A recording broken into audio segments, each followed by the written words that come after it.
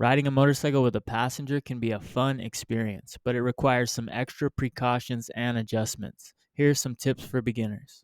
Before you start, have a conversation with your passenger about what to expect. Explain how they should sit, hold on, and lean with you during turns. And whenever I take a passenger on my bike, I like to have a discussion about some sort of signal between me and them.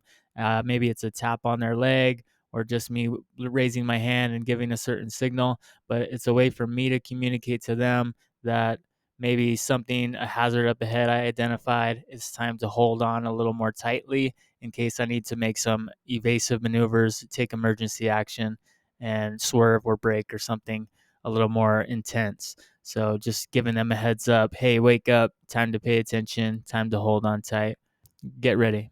Along with making sure you have good communication and some signals between each other, you also want to ensure both you and your passenger are wearing proper protective gear, including helmets, gloves, jackets, pants, and boots.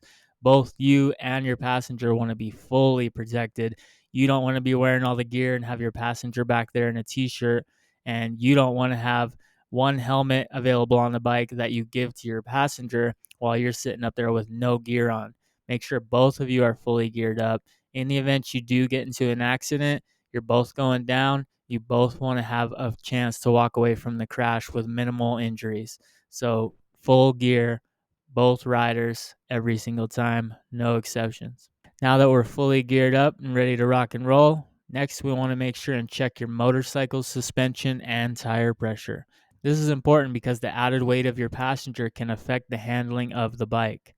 Make sure and adjust your mirrors as well to account for the passenger. Sometimes you have someone on the back of your bike, depending on the setup you have, their position there might block your view in your mirrors a little bit, especially if their legs are sticking out, stuff like that. So you might have to adjust your mirrors a little bit to see around them and still have good vision of vehicles coming up behind you. And just keep in mind, depending on your own body weight and the weight of any passengers you carry, checking out your suspension and tire pressure are going to be very key in keeping you safe and making sure your bike is riding and handling properly.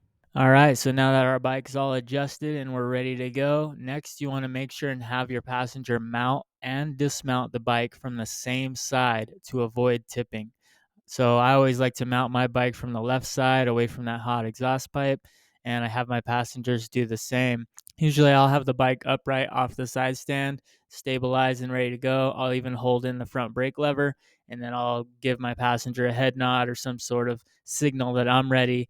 Then they can put their hands on my shoulders, climb up onto the passenger foot pegs, and get themselves situated in whatever way is best for them.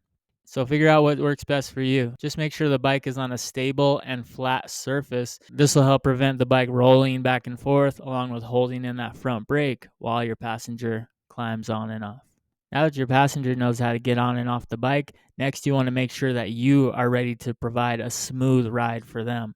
So make sure you accelerate, brake, and turn more smoothly than you would when riding solo. The added weight of your passenger can affect your bike's balance and handling.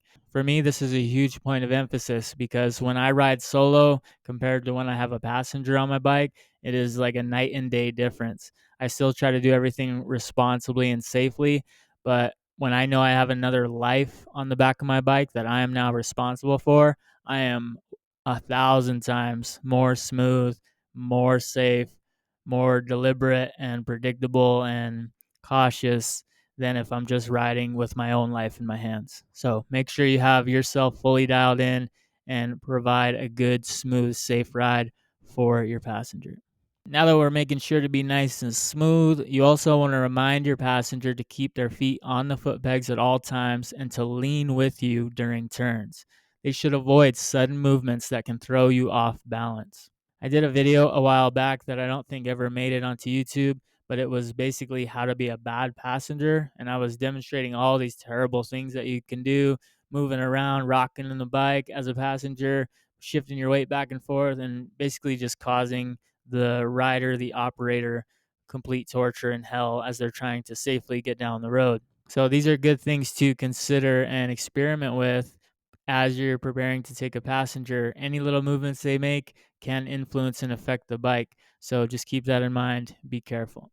All right, so now that we're nice and balanced and our passenger's doing all the right things on the back, we also want to make sure that we are fully dialed in with our skills as the operator. So before hitting the highway, practice riding with a passenger in a safe, controlled environment.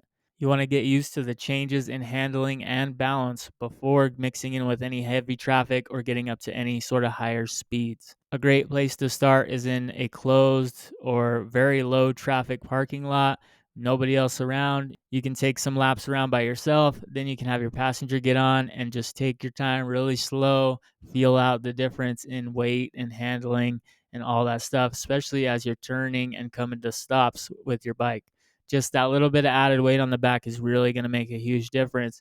And you want to make sure and get used to that and know what it feels like before you get out on the roads and start mixing in with other vehicles.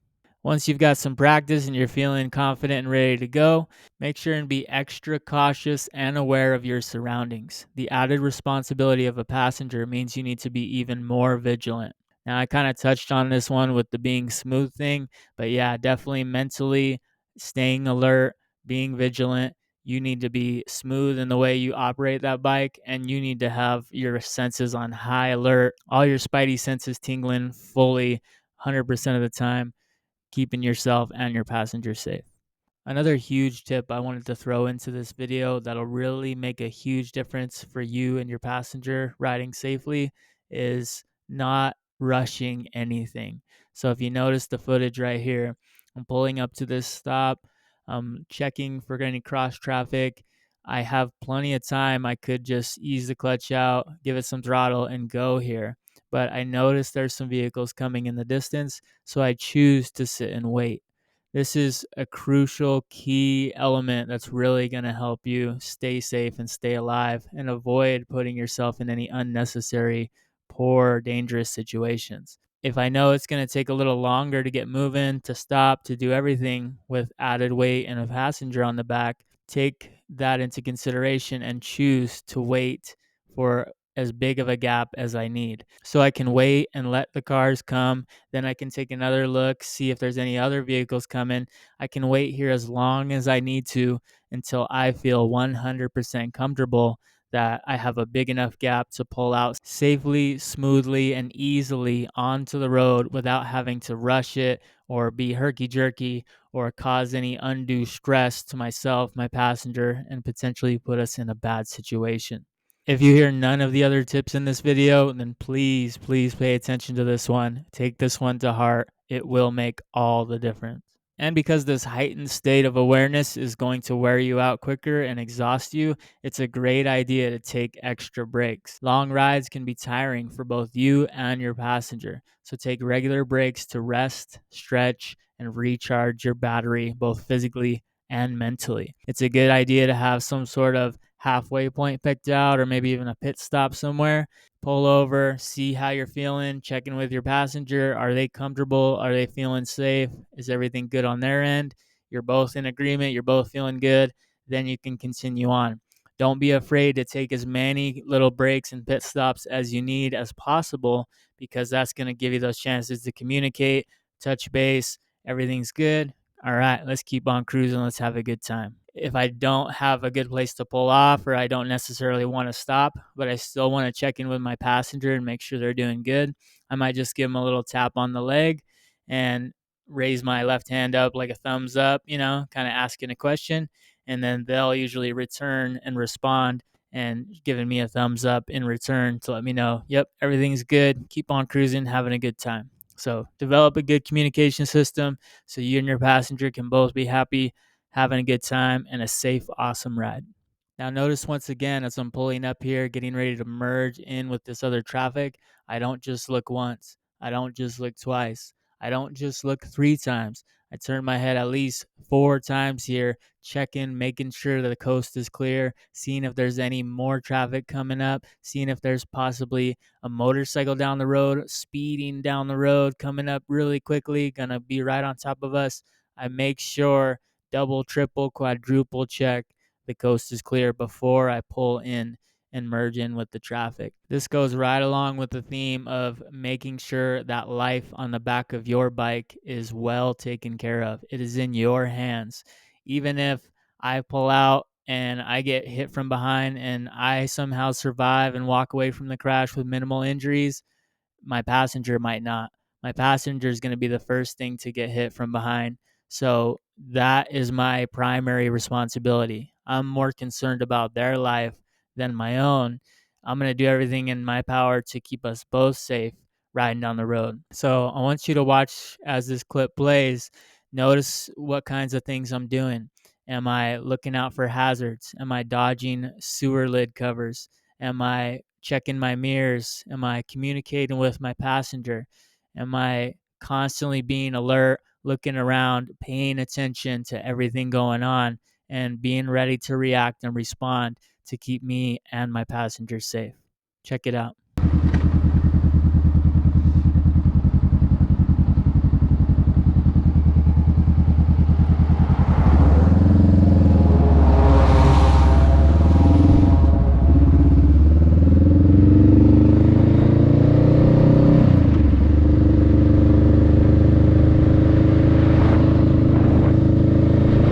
Do you have any other good tips for beginners when it comes to riding a motorcycle with a passenger? Have you had any experiences where you were taking a passenger for the first time? Any challenges you faced? Any things that you succeeded at? And some tips to help others out? Make sure and leave them in the comments. Help everybody out. And don't forget to like the video if you found it helpful.